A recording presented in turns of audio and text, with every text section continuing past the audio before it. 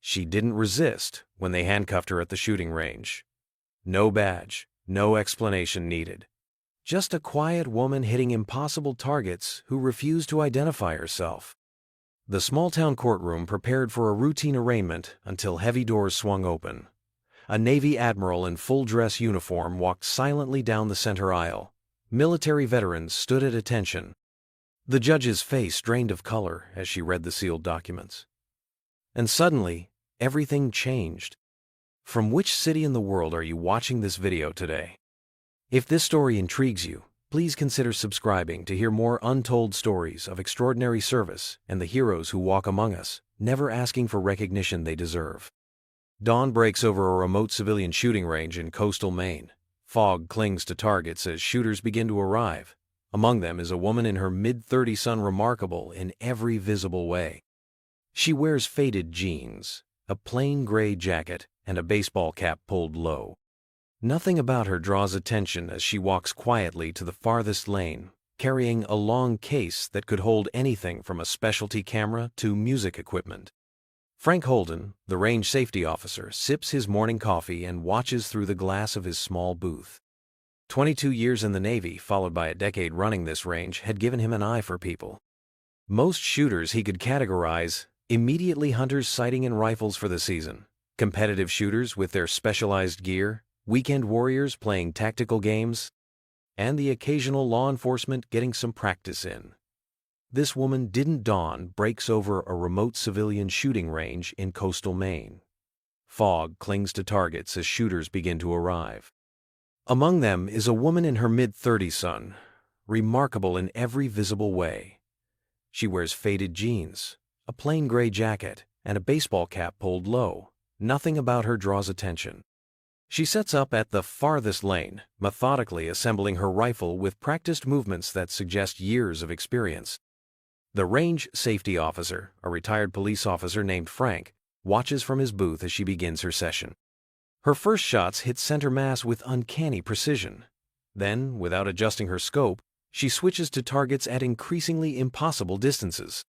Frank notices her breathing technique, the controlled 4-count inhale, the steady hold, the relaxed exhale as she pulls the trigger. Most telling is how she adjusts for wind without equipment, sensing changes that even seasoned hunters would miss. A nervous patron approaches Frank. "That woman at the end, something's not right. She's hitting targets that shouldn't be possible with that setup. And she's got no ID badge." 20 minutes later, 2 local police officers arrive. They approach cautiously, hands near holsters. "Ma'am, we need to see some identification and your permit for that weapon," the senior officer says. The woman turns calmly, hands visible. "Is there a problem, officer?" "ID and permit, please." Her face betrays nothing as she replies, "I don't have those with me." A search reveals no wallet, no phone, just a key card with no identifying marks, and a small notebook with what appears to be coordinates. "You're going to need to come with us, ma'am." She doesn't resist when they handcuff her. No protest, no explanation, just quiet compliance that somehow unnerves the officers more than resistance would have. As they escort her to the police cruiser, Frank notices something striking her eyes continuously scan the tree line, the road, the mountain range in the distance, as if she's calculating something only she can see. The sheriff's office in Coastal Harbor is small 3 holding cells, a booking area, and offices for the sheriff and 2 detectives. The woman sits silently during processing, offering no resistance to fingerprinting but providing no information. "Name?" asks the booking officer. Silence. "Address?" Nothing. "You understand refusing to identify yourself is a crime, right?" She meets his gaze with calm, steady eyes but says nothing.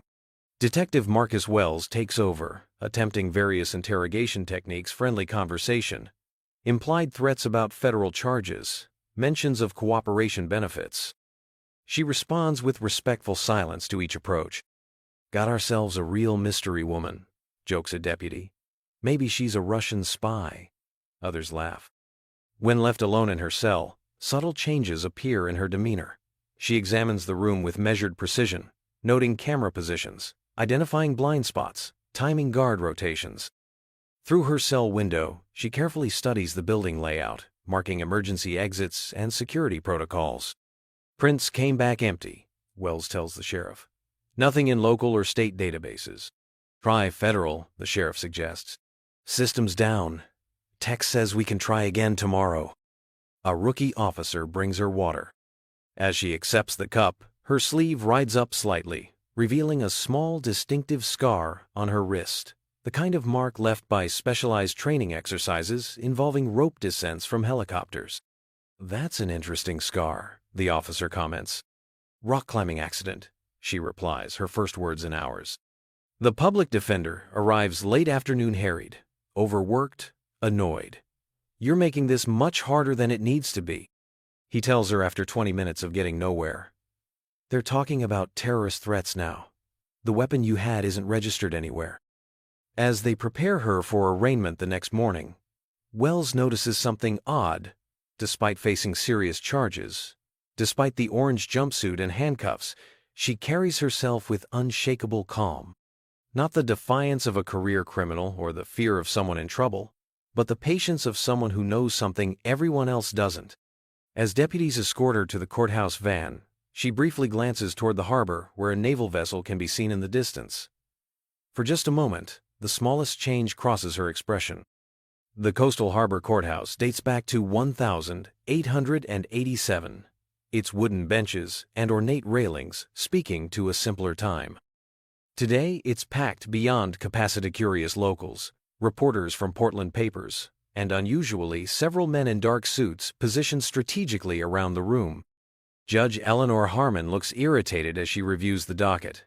At the defendant's table, the woman sits quietly next to her frustrated public defender.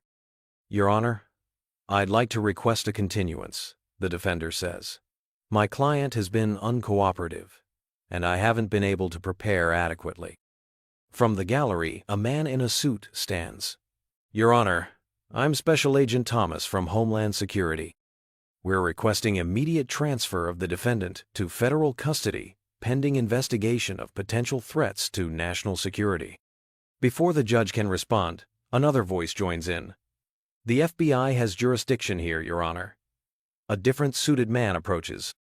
We have reason to believe this relates to an ongoing investigation.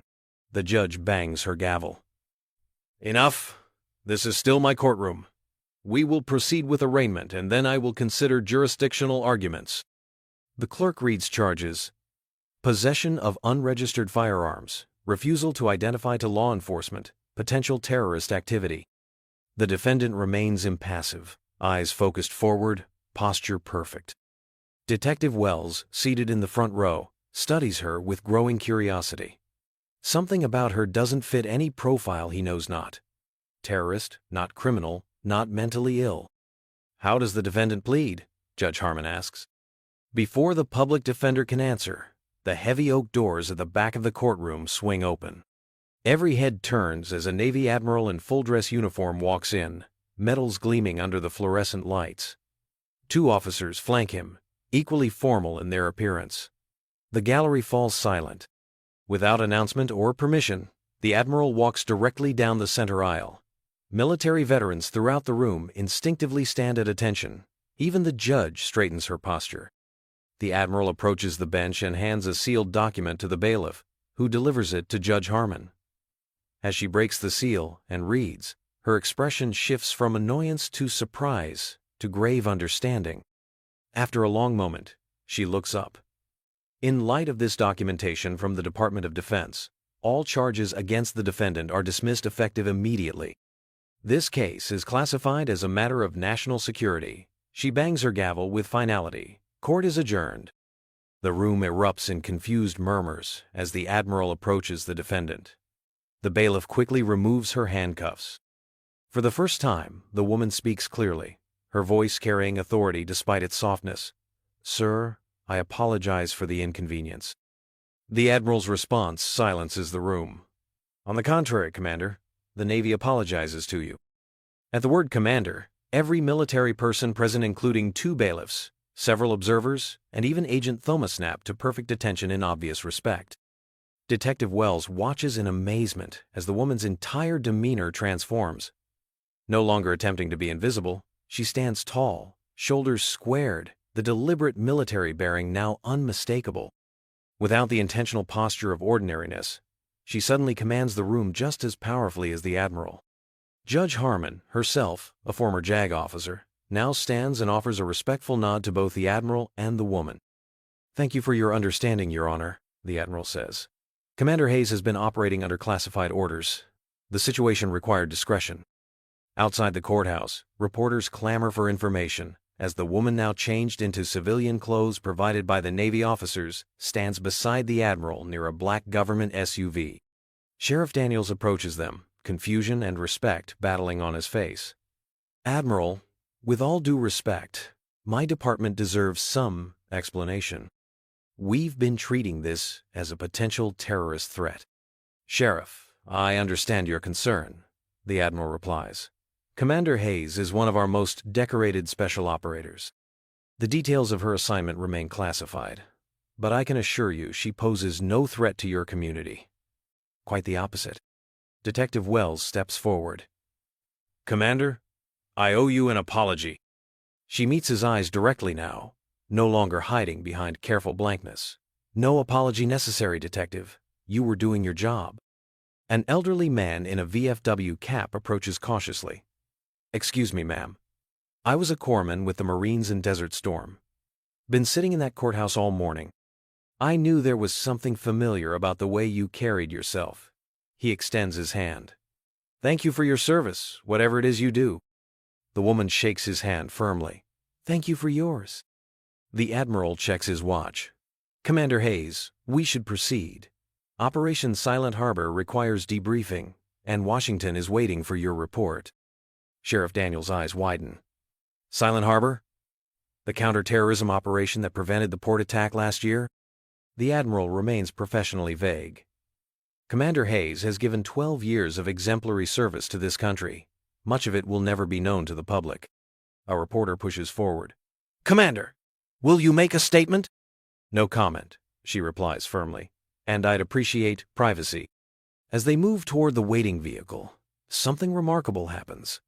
The law enforcement officers present, including those who had arrested and detained her, form an impromptu honor corridor.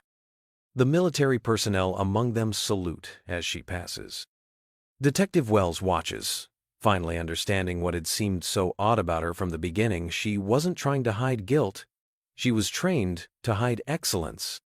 Sunset casts long shadows across the now empty shooting range. Frank, the range safety officer, checks the last lanes before closing. A government vehicle pulls up, and Commander Hayes steps out. Her demeanor is subtly different now. Without needing to hide her capabilities, she moves with the fluid efficiency of someone at the absolute peak of physical training. "I've come for my equipment," she explains. Frank nods. "Sheriff had it sent back this afternoon. Special courier." He retrieves a secured case from the office. As she checks the contents, Frank clears his throat. 20 years Navy, myself. Submarines. Nothing fancy like what you must do, but I thought there was something about you." She smiles slightly. "Most people see what they expect to see. That rifle, it's not standard issue for anyone I know." "No," she agrees. "It's not." She takes it out, assembles it with practiced ease, and approaches the farthest lane. Without a scope, she takes aim at a target barely visible in the fading light, and impossible shot by any standard. The rifle barely makes a sound. Through binoculars, Frank confirms a perfect bullseye. She disassembles the rifle and packs it carefully. "I appreciate your discretion earlier. You could have intervened before the police arrived." "Wasn't my place," Frank says. "But I did call someone after they took you in. Old Navy buddy who works at the Pentagon now." She pauses, then nods with understanding. "Thank you." "Will you come back?" he asks as she returns to her vehicle. Commander Hayes looks out toward the harbor, where naval operations continue unseen by most civilians. "Some of us are always around," she says quietly. "You just don't see us." As she drives away, Frank renders a perfect salute to the disappearing taillights. 2 weeks later, Detective Wells sits at his desk, reviewing case files when his phone rings. "Detective Wells," he answers. "Detective, this is Admiral Wilson. We met briefly during the incident with Commander Hayes." Wells sits up straighter. Yes, sir. What can I do for you? I'm calling to extend an invitation. Commander Hayes is receiving a commendation tomorrow at Naval Station Norfolk. Given your involvement in the situation, she thought you might want to attend. Wells is surprised. I'd be honored, sir, but I'm confused. I arrested her. Sometimes the people who challenge us most end up teaching us the most valuable lessons, the Admiral says. The ceremony is classified, but we can arrange clearance. The next morning, Wells drives to Norfolk, passing through multiple security checkpoints before being escorted to a small auditorium. The audience consists of fewer than 50 people, mostly high-ranking officers and personnel in civilian clothing who carry themselves with unmistakable military bearing. Wells takes a seat in the back row. The ceremony begins without fanfare, no press, no photographers. Admiral Wilson approaches the podium. Ladies and gentlemen, today we recognize Commander Alexandra Hayes for extraordinary service during Operation Silent Harbor.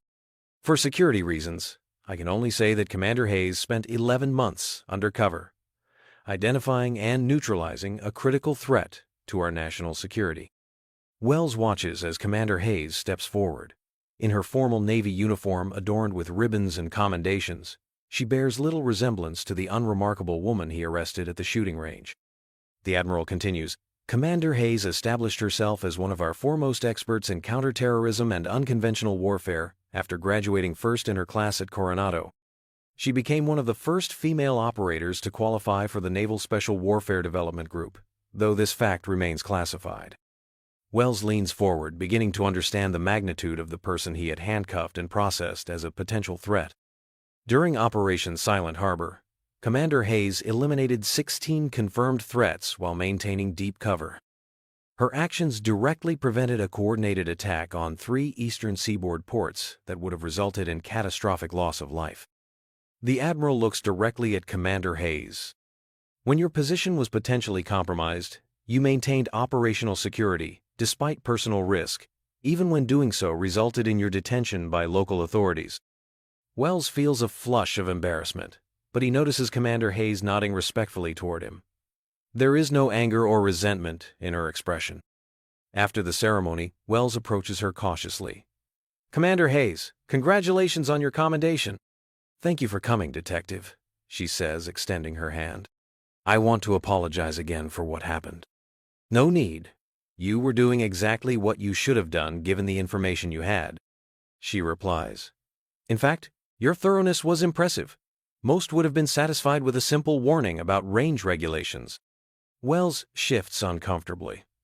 If you don't mind me asking, why was it necessary to be detained? Surely you could have identified yourself to us privately.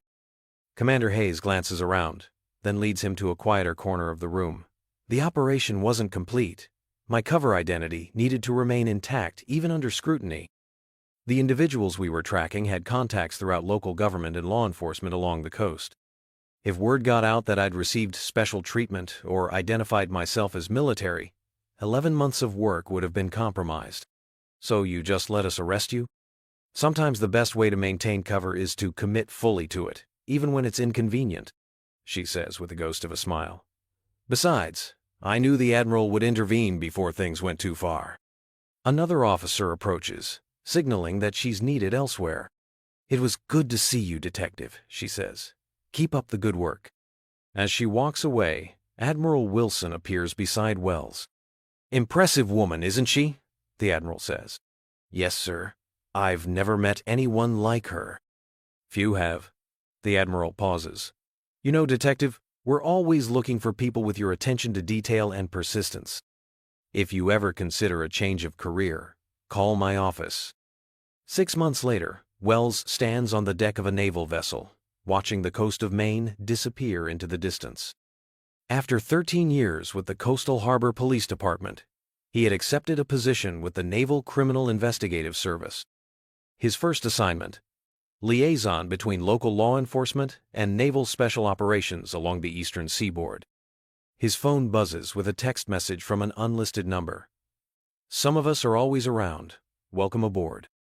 Wells smiles, recognizing Commander Hayes' words from the shooting range. He knows he'll probably never see her again. People like her operate in shadows. Their successes never celebrated publicly, their sacrifices rarely acknowledged. But now he'll be part of the system that supports them, that makes their work possible.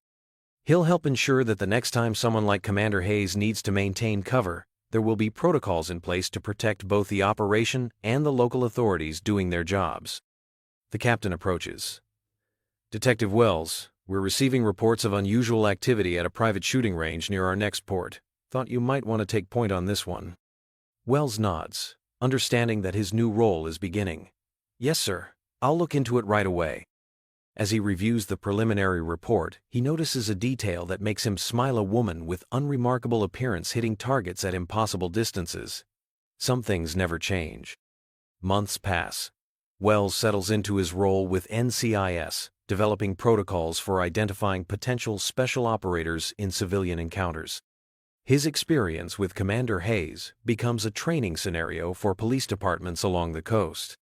Then one stormy evening, as he works late in his office, a knock comes at his door. Standing there, once again in civilian clothes with that deliberately unremarkable appearance, is Commander Hayes. "Detective," she acknowledges with a nod. "It's Agent now," he corrects, gesturing for her to enter. "I didn't expect to see you again." "Plans change," she says, taking a seat. "I understand you've implemented new protocols for identifying operators in the field." "Based on our encounter, yes. It's helping prevent similar situations." She studies him for a moment. "Your work has been noticed, which is why I'm here. We need someone with your perspective for an upcoming operation." Wells leans forward, intrigued. "What kind of operation?" "The kind that requires someone who understands both sides, law enforcement and military. Someone who can navigate the gray areas when they overlap." "Is this official?" "Very," she says, sliding a folder across his desk. "Admiral Wilson recommended you personally." As Wells reviews the documents, he begins to understand the scope of what she's proposing: a joint task force targeting domestic threats with international connections, operating in the shadows between military jurisdiction and civilian law enforcement.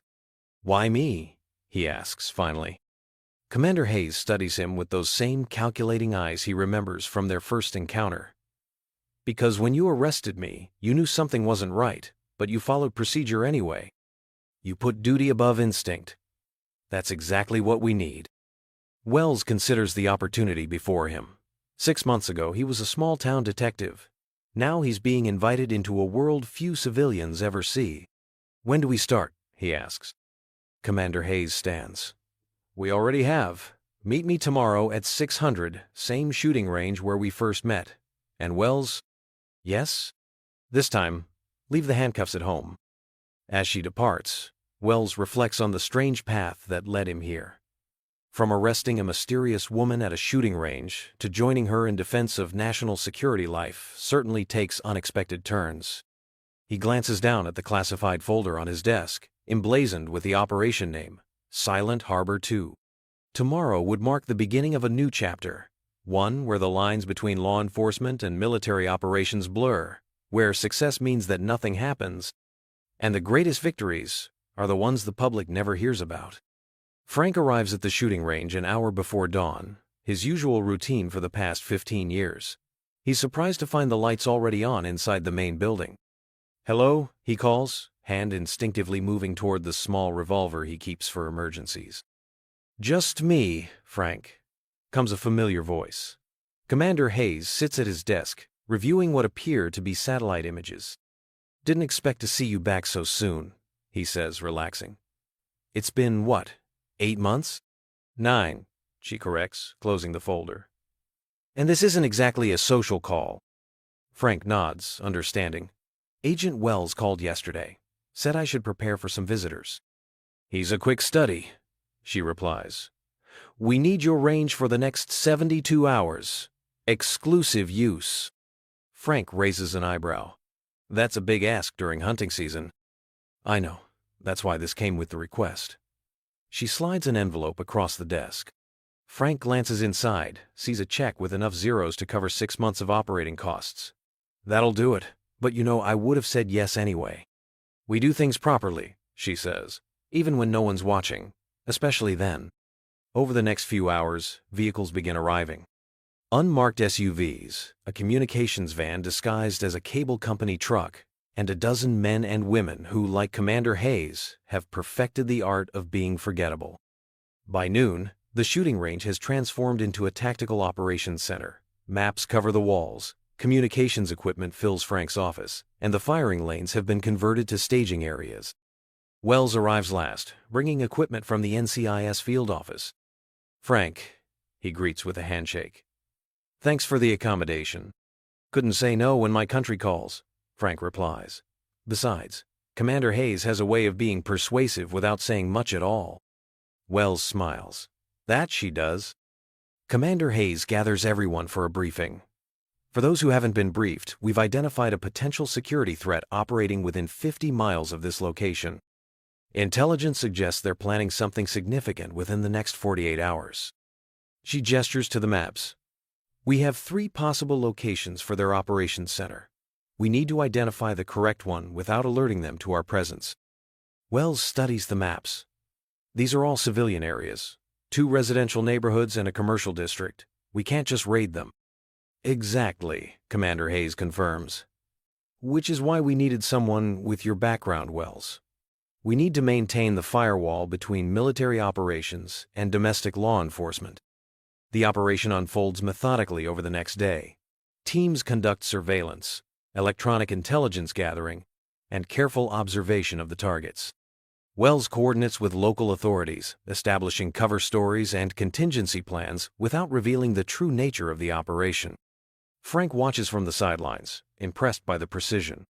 These people move differently from ordinary soldiers or police officers, more efficient, more controlled, communicating with minimal words and subtle gestures. Late that night, a breakthrough comes. A team monitoring electronic communications picks up coded transmissions from one of the target locations, an abandoned waterfront warehouse that, on paper, belongs to a shell company. "We've got movement," reports one of the analysts. "Thermal imaging shows at least 8 individuals inside, plus what appears to be weapons cache." Commander Hayes studies the feed. "Wells, this is where it gets complicated. We have probable cause, but this needs to transition to a law enforcement operation."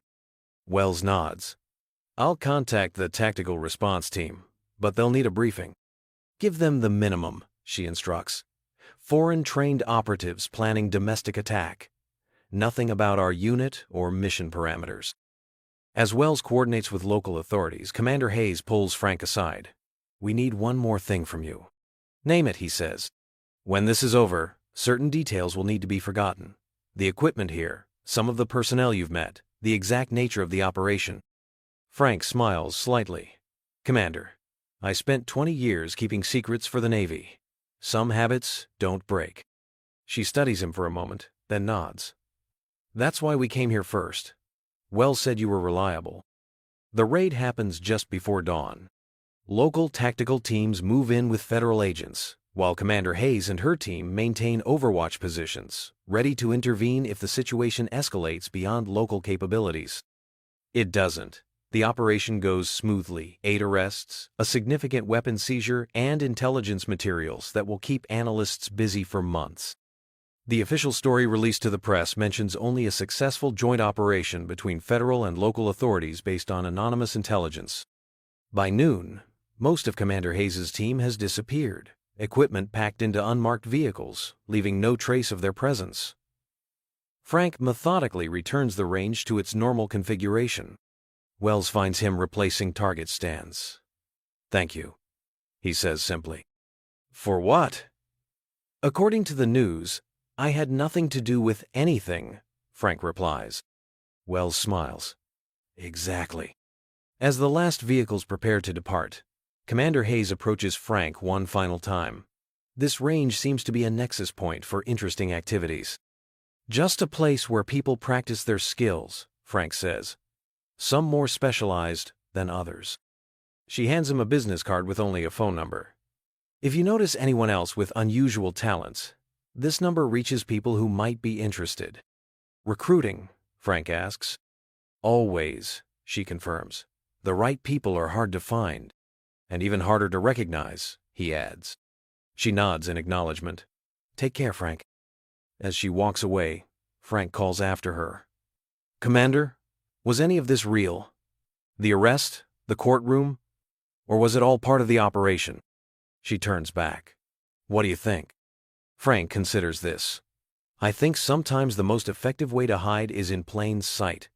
Create a spectacle that people remember, but for reasons that distract from the truth. For the first time, Commander Hayes gives him a genuine smile. You would have made an excellent operative yourself, Frank. I'm happy keeping the range running, he says. Someone needs to be here when people like you need a quiet place to practice. 6 months later, Frank notices a young woman at the range, early 20s, handling her rifle with unusual expertise. Nothing flashy, but her technique speaks of professional training. When she adjusts for a difficult crosswind shot without checking any instruments, Frank remembers Commander Hayes doing the same thing. He watches for an hour as she systematically works through different distances, recording her results in a small notebook. When she finishes, he approaches. That's some impressive shooting. She nods politely. Thank you. I practice when I can. Military background? He asks casually. College shooting team. She replies, a perfect cover story. Plausible and difficult to verify. Frank nods, playing along. Well, you're welcome here anytime. We get all skill levels. As she packs her equipment, he notices a familiar movement pattern, the same efficient motions he's seen from Commander Hayes and her team. That evening, after closing, Frank stares at the business card Commander Hayes gave him. The young woman had been good, very good at maintaining her cover. But, to his trained eye, certain things can't be hidden. He dials the number.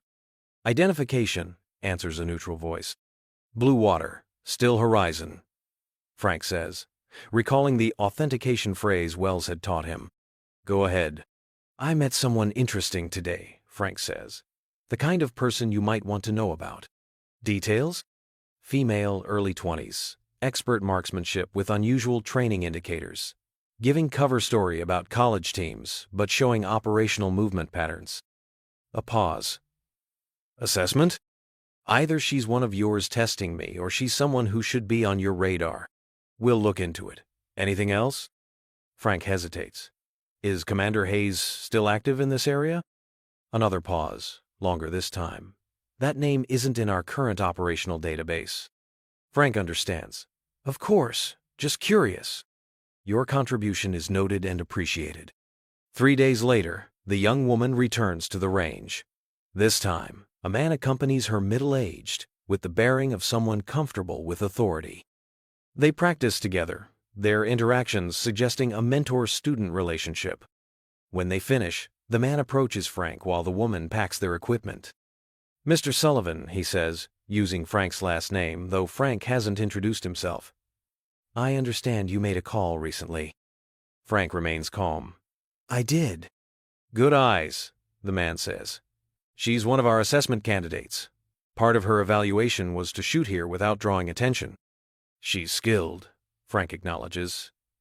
But there are tells if you know what to look for. That's why we value observers like you, the man replies. Sometimes talent spots talent better than our formal systems. The young woman joins them. How did I do? She asks, dropping the pretense. Mr. Sullivan identified you within an hour, the man tells her. You'll need to work on concealing your training patterns. She accepts the criticism professionally. What gave me away? Wind adjustment without instruments, Frank says. Commander Hayes did the same thing. The man and woman exchange a glance at the mention of Hayes's name. Thank you for the feedback, she says. May I come back to practice? Frank nods. Anytime. Though you might want to deliberately miss occasionally if you're trying to blend in. As they prepare to leave, the man hands Frank an envelope. Our appreciation for your discretion and assistance. Inside is a new business card, this one with an embossed insignia Frank recognizes from Naval Special Warfare, and a different phone number. We're always looking for training facilities and observers, the man explains. If you're interested in a more formal arrangement. Frank considers it. After 15 years running the range, perhaps it's time for a new challenge. I might be. Commander Hayes spoke highly of your situational awareness, the man adds. That carries weight in our organization. As Frank watches them leave, he reflects on the strange path his retirement has taken from running a simple shooting range to becoming part of an invisible network that identifies and nurtures the nation's most specialized defenders. He tucks the new card into his wallet, next to the first one. Some people serve in uniform for all to see, others serve in shadows. And some, like him, simply keep watch, making sure those shadows remain safe places for necessary work. The next morning, Frank arrives at the range to find a package waiting: a new high-end spotting scope with thermal capabilities and an encrypted communication module. The note attached contains only 3 words: "Keep watching, Frank." He recognizes the handwriting immediately. Commander Hayes may have moved on to new operations, new identities, new missions. But her legacy continues here, in this small corner of Maine, where ordinary-looking people with extraordinary skills can practice their craft away from curious eyes. Frank installs the new equipment, understanding its true purpose. He's not just running a shooting range anymore. He's maintaining a waypoint in a hidden network, a place where those who operate in darkness can find momentary safety in the light. And if more young shooters with too perfect technique and too casual cover stories appear, he'll know exactly what to do, because some of them are always around. You just don't see them unless you know how to look.